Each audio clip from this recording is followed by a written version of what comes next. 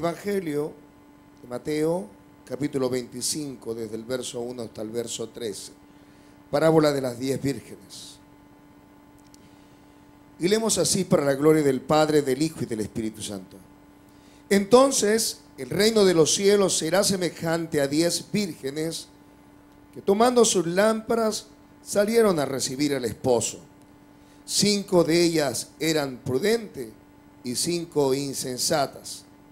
Las insensatas, tomando sus lámparas, no tomaron consigo aceite, mas las prudentes tomaron aceite en sus vasijas, juntamente con sus lámparas. Y tardándose el esposo, cabecearon todas y se durmieron. Y a la medianoche se oyó un clamor: aquí viene el esposo, salid a recibirle. Entonces todas aquellas vírgenes se levantaron y arreglaron sus lámparas. Y las insensatas dijeron a las prudentes: dadnos de vuestro aceite, porque nuestras lámparas se apagan. Mas las prudentes respondieron diciendo: para que no nos falte a nosotras y a vosotras, y más bien a los que venden, y comprad para vosotras mismas. Pero mientras ellas iban a comprar, vino el esposo, y las que estaban preparadas entraron con él a las bodas, y se cerró la puerta. Después vinieron también las otras vírgenes diciendo: Señor, Señor, ábrenos. Mas él, respondiendo, dijo: de cierto os digo que no os conozco. Verso 13. Vamos a leerlo todo. Velad, pues, porque no sabéis el día ni la hora en que el Hijo del Hombre ha de venir. Velad porque no sabéis el día ni la hora. Velad porque no sabéis el día ni la hora. Y encontramos en este pasaje las admoniciones del Señor que están en todos los evangelios, la necesidad de velar y de orar. Velad porque no sabéis el día ni la hora. Esta parábola de las 10 vírgenes es la penúltima, si la ponemos en orden cronológico, sería la penúltima de 30 y tantas parábolas dadas por Jesús registradas en los evangelios. Seguramente pudo haber hablado de muchas más, pero las registradas. Y esta es una parábola que nos habla de los tiempos del fin. Una parábola que viene a propósito conectada con las señales que Jesús les dijo a sus discípulos después que ellos en el capítulo 24 le señalaron el templo para de alguna manera impresionar a Jesús, y él les dijo que habría el día y el tiempo en el que no quedaría piedra sobre piedra. Seguramente los discípulos, bien preocupados y bien interesados, bien curiosos acerca de los tiempos del fin, le preguntaron a Jesús cuándo habrían de suceder todas estas cosas. Y lo primero que le dijo el Señor a sus discípulos fue: mirad que nadie os engañe. Si hay algo que debemos estar muy apercibidos en este tiempo es acerca del engaño. Y el tema de hoy no es hablar del engaño, pero si hay algo que nosotros debemos estar claros es acerca de la verdad. Y Jesús dijo: yo soy el camino, la verdad y la vida. Así que si hay algo que nosotros debemos en este día, en esta mañana, apuntar es acerca de la verdad de Jesús, y Él tiene mucho que decir acerca de su venida. Él habló sobre los rumores de guerra, sobre que habrían de levantar nación contra nación, reino contra reino, habrían pestes, terremotos en diferentes lugares. Y una cosa que en este tiempo uno lo ve más que evidente, y por haberse multiplicado la maldad del amor de muchos se enfriará. El Señor habla acerca de los días de gran tribulación que tendría que pasar la tierra, y dio algunas señales para que cuando los discípulos escuchasen hubiesen en aquel o en este tiempo o en el tiempo venidero esas señales, descubrirían de alguna forma que la venida del Señor estaba muy cerca. Esta parábola viene a propósito para remachar o para de alguna manera sellar la enseñanza de los tiempos del fin. Él toma esta parábola para decirle a sus discípulos que el reino de los cielos será semejante. Y este inicio de este capítulo, que es parte del que lo antecede el capítulo 24, inmediatamente nos habla sobre un siervo que no espera la hora ni el día en que su Señor habrá de venir a pedirles cuenta. De manera que Jesús quiere con esta parábola mostrarle a sus discípulos la necesidad de velar, porque del día ni la hora nadie sabe. Las parábolas fueron introducidas desde hace muchísimos años, desde que se tiene conocimiento, como una forma de comparar. Es una forma de alegoría, una narración que se basa en un hecho, es una historia que tiene como propósito comparar una enseñanza moral o religiosa, de alguna manera ilustrar una verdad bíblica.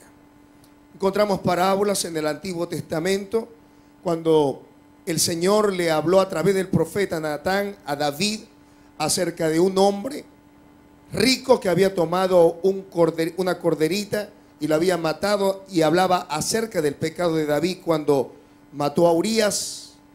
Y desde ese tiempo hasta el tiempo de Jesús era una forma literaria de que quienes escuchaban pudieran entender verdades bíblicas.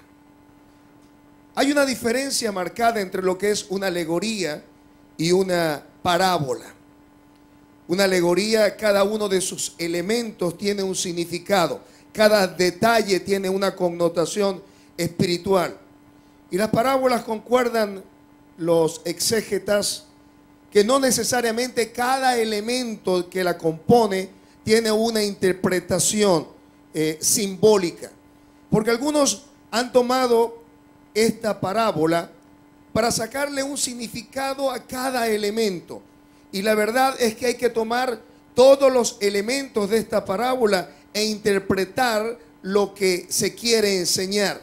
Y aquí el Señor nos da en el verso 13 cuál es el propósito de la parábola, que es velar, porque no sabemos el día ni la hora que el Hijo del Hombre ha de venir. Hay un contexto histórico en este pasaje.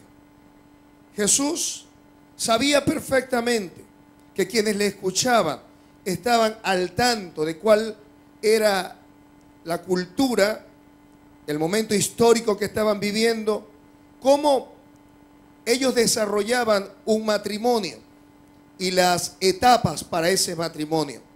En los tiempos del Señor Jesucristo constaba de 3 etapas. La primera tenía que ver con el compromiso, cuando los padres se reunían para acordar el matrimonio tanto de la novia como del novio. Y regularmente esto ocurría cuando ellos eran muy jóvenes. El segundo paso era cambiar votos, y esto se conocía con el nombre de desposarse. Allí pues cada quien entregaba las arras o entregaba los votos de compromiso. Y después venía la boda propiamente, en el cual el novio iba a la casa de su padre y allá preparaba un lugar donde habría de llevarse a la novia. Por eso es que dice el Señor Jesús allá en el libro de Juan: voy pues a preparar lugar para vosotros, para que donde yo estoy, vosotros también estéis. Así que la costumbre judía era llevarse a la novia, ir a la casa del padre de la novia junto con un cortejo y llevárselo entonces a la casa de su padre para celebrar durante 7 días unas hermosas bodas. 7 que están tipificados en el libro de Apocalipsis. 7 años en las cuales van a haber tiempos de gran tribulación y tribulación en la tierra, en las cuales estaremos celebrando en el cielo las bodas del Cordero. Así que estas vírgenes eran el acompañamiento de la novia, y estas tenían por función o por propósito acompañar junto con todo el cortejo de boda a la novia a la casa de su padre, el novio. Y ellas tenían que estar pendientes porque cada una de ellas tenía una lámpara, la cual tenían que encender en el caso que este novio llegase de manera retardada. Parecía que en los tiempos del Señor Jesús, llegar tarde era como un símbolo también de estatus o una forma también de mantener en vilo o mantener en expectación a todos los convidados en la boda. Así que se retrasaran no era una cosa que pudiera asombrar, y por esta razón se acostumbraba que las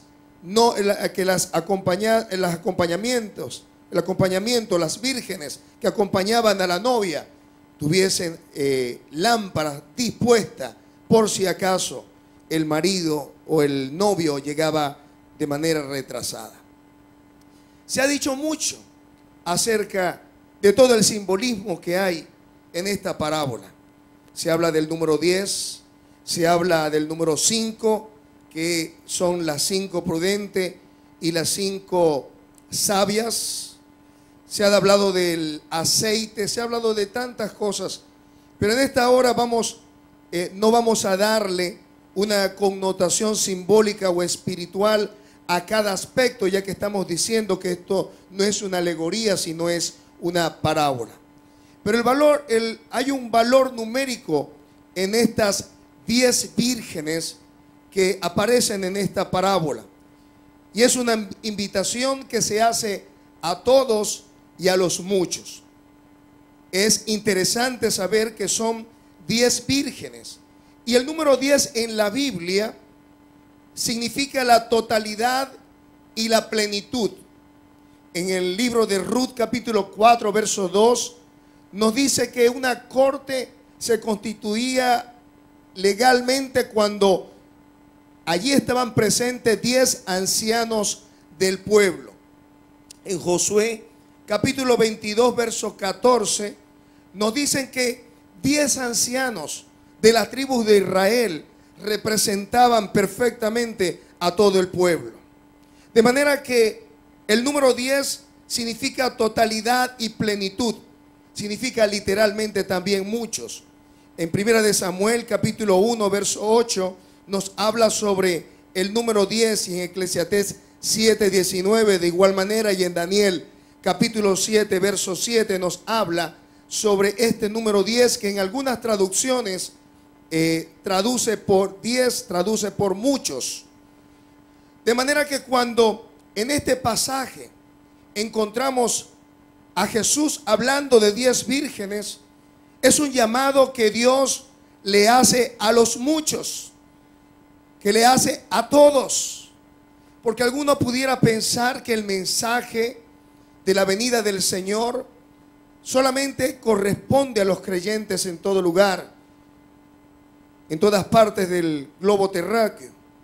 Y sin embargo, la invitación que el Señor hace para las bodas del Cordero es una invitación que hace a todos y a los muchos. Por eso es que la Escritura dice que muchos son los invitados, pero pocos los escogidos. Pero también el número 10 nos habla de responsabilidad. 10 son los mandamientos con los cuales Dios espera que cada creyente pueda responder ante las demandas del Señor. Los diezmos vienen a ser como una respuesta también del creyente ante la soberanía de Dios y ante el amor de Dios. Es una forma de decirle al Señor: mi vida te pertenece. Los versículos que antecedían a esto, en otros pasajes, nos hablan de los 10 siervos a los cuales Dios puso sobre una responsabilidad y ellos tuvieron que entregar cuenta. Estas vírgenes también están puestas en este pasaje y tenían una responsabilidad. Así que el número 10 nos habla también de responsabilidad. Diga conmigo: responsabilidad. Encontramos entonces en este pasaje 10 vírgenes, 5 prudentes y 5 imprudentes, o 5 prudentes y 5 insensatas. En algunas traducciones la palabra prudente se traduce por sabias y en otras traducciones insensatas por necias. Y hay algunos aspectos comunes en estas vírgenes. Todas tenían lámparas. Todas tenían la intención de recibir al esposo y acompañarlo. Todas esperaban participar de las bodas, pero todas también cabecearon y todas también se durmieron. Ninguna de ellas sabía cuándo habría de venir el esposo, ni el día, ni la hora. Pero hay algo que distingue a estos dos grupos de vírgenes, y es su carácter. Diga conmigo: su carácter. Unas eran prudentes y 5 eran insensatas. Hablábamos de esto en otra oportunidad acerca de la palabra prudencia. Y define el diccionario a la persona prudente: aquel que piensa acerca de los riesgos posibles que conllevan ciertos acontecimientos o actividades y adecúa o modifica la conducta para no recibir o producir prejuicios innecesarios. Al recordar el pasaje cuando la Biblia nos narra acerca de aquellos que escuchan la palabra y no la hacen, la Biblia dice que el Señor dice que lo compararé a un hombre imprudente que edificó su casa sobre arena. Y quizás ese hombre, y lo decíamos en otra oportunidad, fue por el camino más fácil, por el camino que quizás mucha gente va. Y edificó sobre un lugar blando, sobre un lugar suave, sobre un lugar que no requería esfuerzo. Y el sentido que nos dice ese pasaje es que aparentemente quien estaba edificando lo estaba haciendo cerca del lecho de un río. Un lugar que era en el momento propicio como para edificar. Pero el imprudente quizás no midió, quizás no previó que mañana o pasado el agua podría venir y ese lecho seco en ese momento podría ser lleno de agua que podría poner en peligro su vida y la vida de aquellos que vivían con él. La persona prudente piensa antes de hacer. El prudente considera los riesgos antes de comenzar una empresa. El prudente es llamado precavido. La palabra usada en el griego significa literalmente discreto, juicioso. Fronimos es la palabra usada en griego, sabio, que tiene la capacidad de entender, y no solamente entiende las cosas de la vida, sino de las cuestiones espirituales. En consecuencia, es un hombre que antes de tomar una decisión anticipa aquello que pueda venir sobre su vida. Algunos sencillamente se dejan llevar por su falta de juicio, por su falta de prudencia. Y estas mujeres vírgenes, que eran unas prudentes y otras insensatas, los distinguía fundamentalmente su carácter.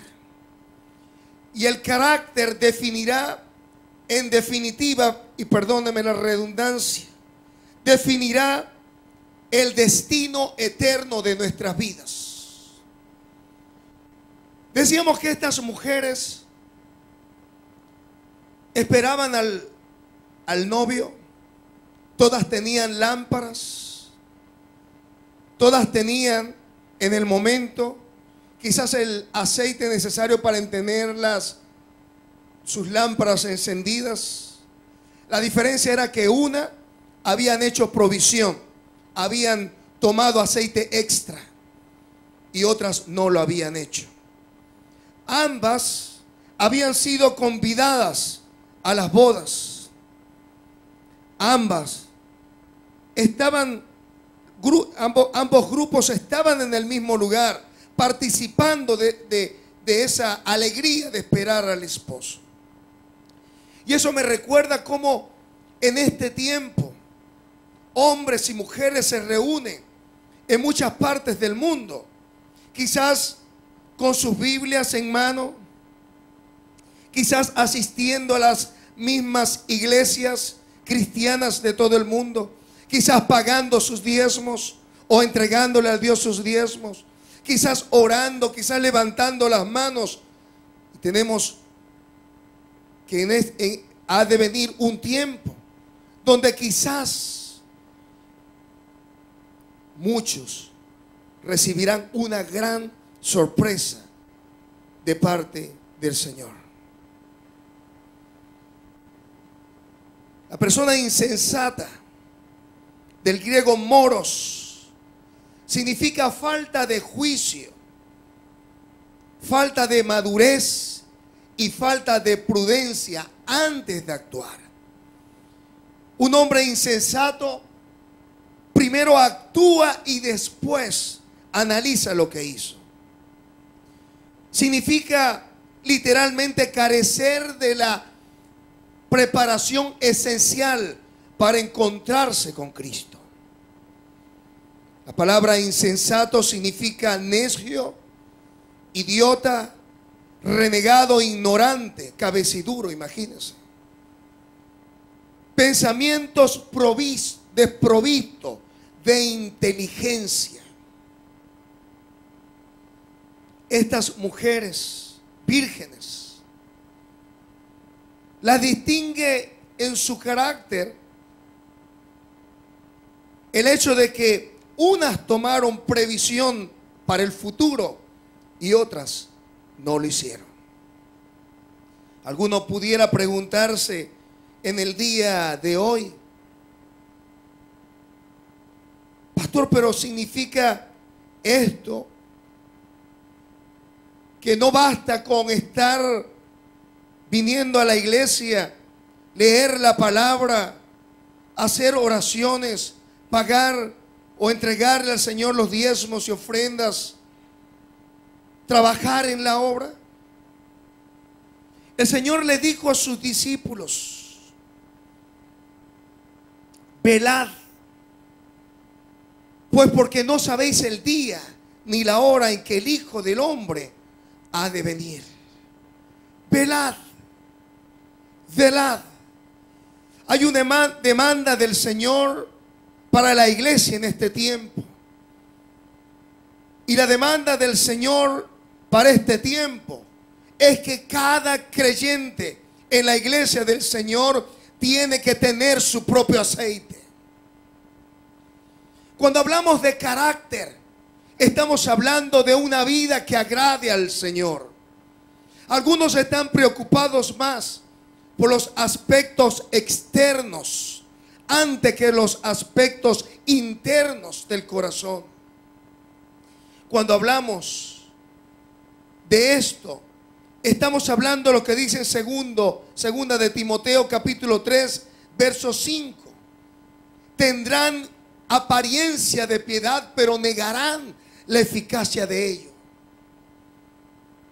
Por eso es que decía el Señor allá en Mateo 7, capítulo 7, versos 22 y 23, que muchos le dirán en aquel día: Señor, Señor, en tu nombre echamos fuera demonios, profetizamos, y en tu nombre hicimos muchos milagros.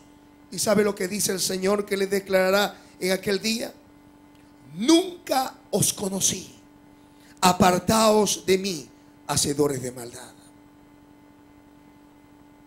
La venida del Señor debe ser el motivo para uno buscar la santidad, para buscar el rostro del Señor, para vivir cerca de Él. No basta con tener la apariencia de una vida cristiana. Dios está esperando que nosotros tengamos la preparación esencial para encontrarnos con Él en el aire. Se han escrito demasiadas cosas acerca de esto. Se han hecho películas acerca de esto. Una que habla sobre el rapto, donde se ven en esas producciones los gritos de la gente, los lamentos de las personas que profesaban ser creyentes, inclusive en algunas de ellas hasta los pastores, imagínense, se quedaron. Pero tenemos una responsabilidad ante nuestro Dios. Todos los que profesan a Jesús son semejantes en muchos aspectos, pero lo importante en la vida del creyente no son los aspectos semejantes, porque va a venir un tiempo, va a venir la hora en el que el Señor habrá de sonar la última trompeta. Y esas cosas que dejamos para después, la reconciliación con nuestro hermano, las deudas que no pagamos, la vida disoluta y desordenada que vivimos, va a ser su diferencia en el tiempo cuando se escuche el clamor: allí viene el esposo. Hasta ese momento todo parecía correcto. Hasta esa hora todo parecía bien. Todas eran vírgenes.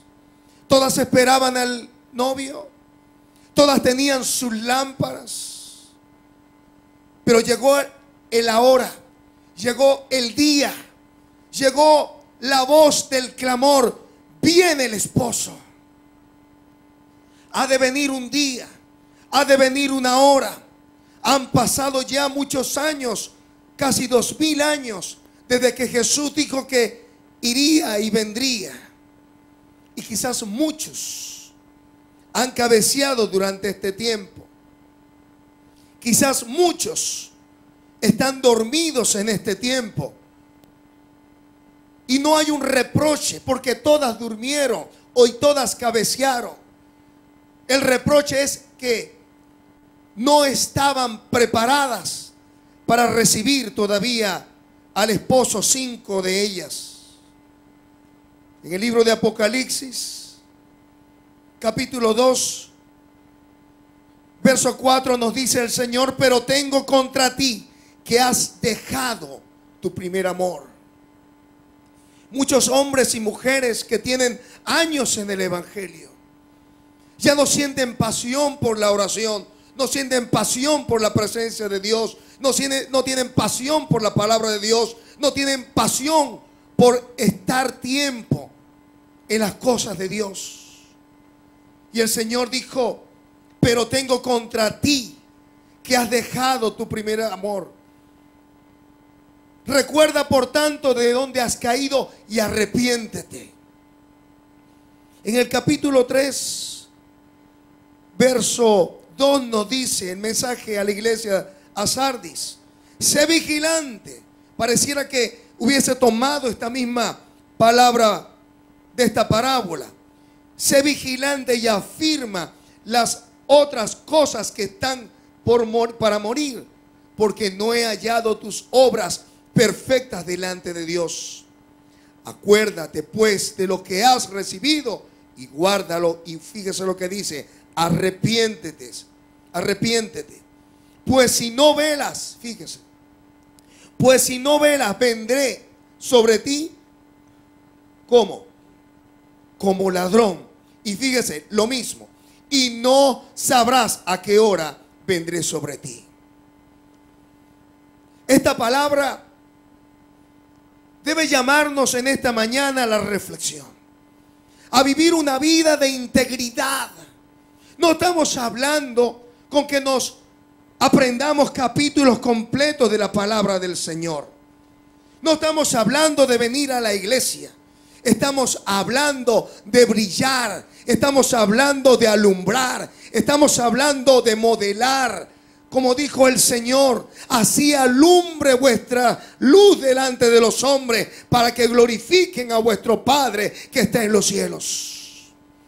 Dios quiere que en este tiempo nosotros podamos velar y ser una referencia para este mundo que perece porque no hay fe, no hay certeza del futuro.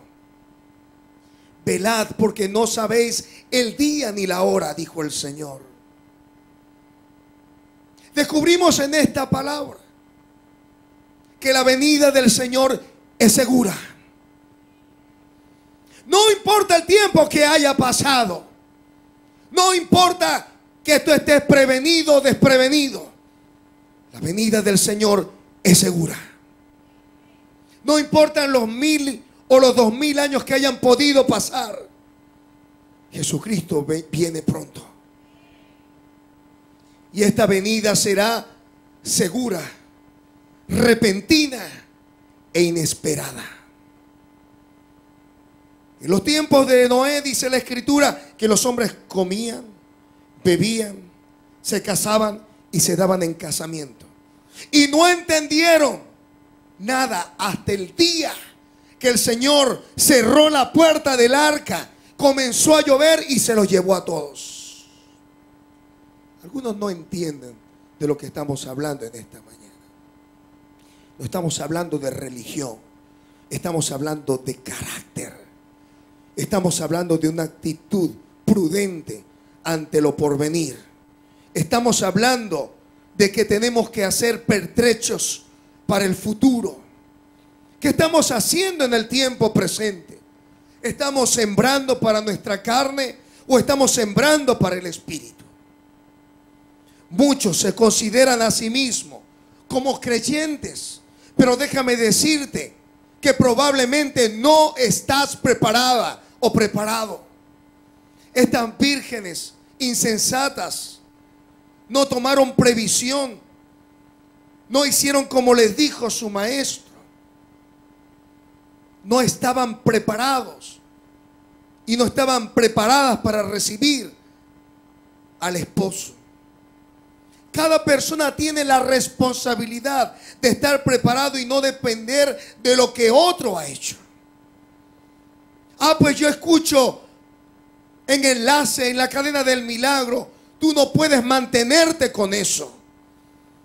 Pero es que a mí me están dando el discipulado. Tú no te puedes mantener con eso. Tú tienes que tener tu propio aceite. Tú tienes que tener el propio calor de tu relación con Dios. Tú no puedes sostenerte en la experiencia de otra persona ni en las experiencias de tu pasado.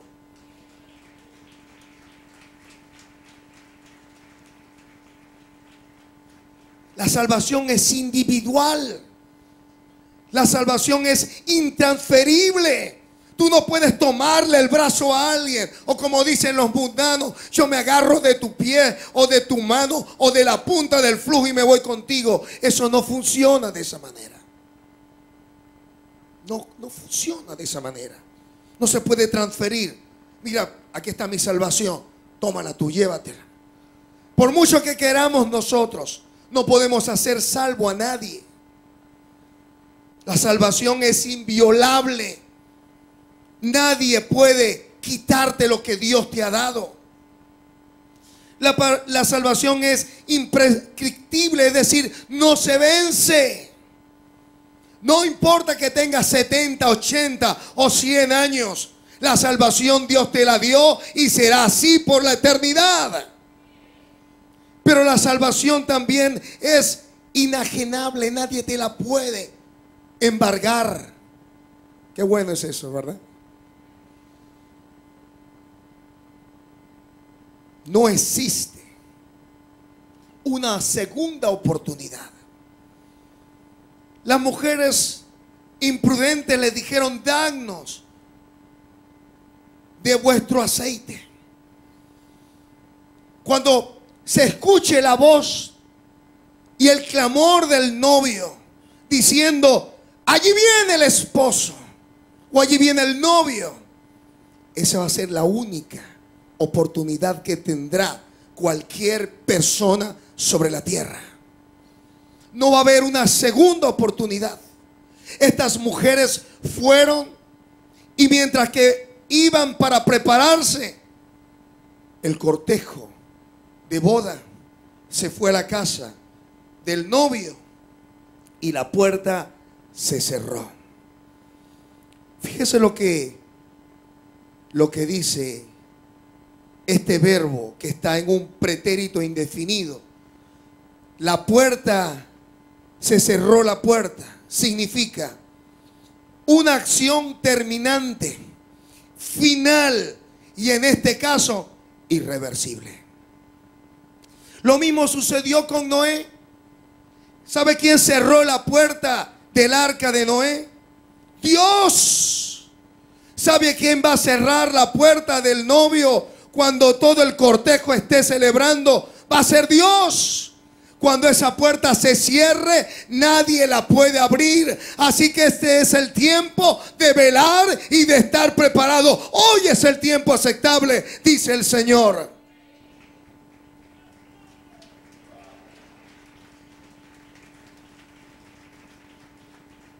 Velad porque no sabéis el día ni la hora, puesto que su venida es desconocida, segura, repentina e inesperada. Hay que estar vigilantes y alertas. Segunda de Pedro capítulo 3, 11 al 14 nos dice: puesto que todas estas cosas, escuche esto, han de ser deshechas, ¿cómo no debéis vosotros andar en santa y piadosa manera de vivir, esperando y apresurándoos para la venida del día de Dios, en el cual los cielos encendiéndose serán deshechos y los elementos siendo quemados se fundirán? Pero nosotros esperamos, según sus promesas, cielos nuevos y tierra nuevos, en los cuales mora la justicia. Por lo cual, oh amados, estando en espera de estas cosas, procurad con diligencias ser hallados por Él sin mancha e irreprensibles en paz. Debemos estar en este tiempo vigilantes. Vigilantes porque no sabemos el día ni la hora. Hebreos capítulo 9, verso 28 nos dice: así también Cristo, ofrecido una sola vez para llevar los pecados de muchos, aparecerá por segunda vez sin relación con el pecado para salvar a los que le esperan. El apóstol Pablo decía que el que tiene esta esperanza se purifica a sí mismo como Él es puro. Pablo dijo: por lo demás me está guardada la corona de justicia, la cual me dará el Señor, juez justo, en aquel día, y no solo a mí, sino también a todos los que aman su venida. Velad, porque no sabéis el día ni la hora. La venida del Señor ha de ser repentina, segura, ha de ser inesperada. Algunos están sacando cuenta para 10, para 15, para 20 años. ¿Dónde está dentro de tu agenda el vivir de manera prudente en este tiempo? La insensatez y la prudencia El insensato es aquel que se señala a sí mismo como un comandante de su propio destino.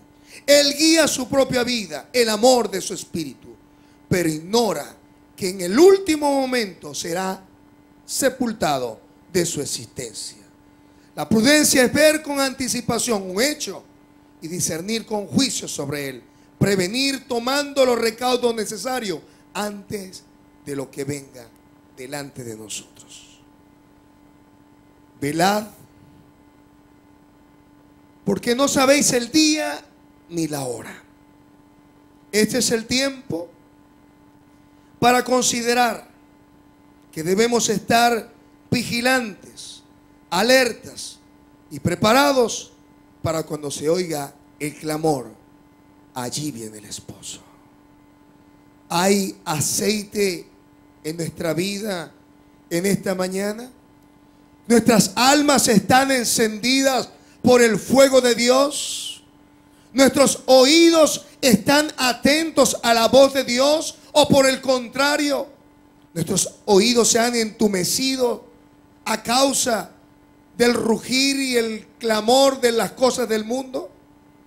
Dios quiere que en este día podamos estar ante su presencia sabiendo que no falta aceite en nuestra lámpara, porque vendrá el tiempo donde será necesario para poder recibir al Señor en el aire.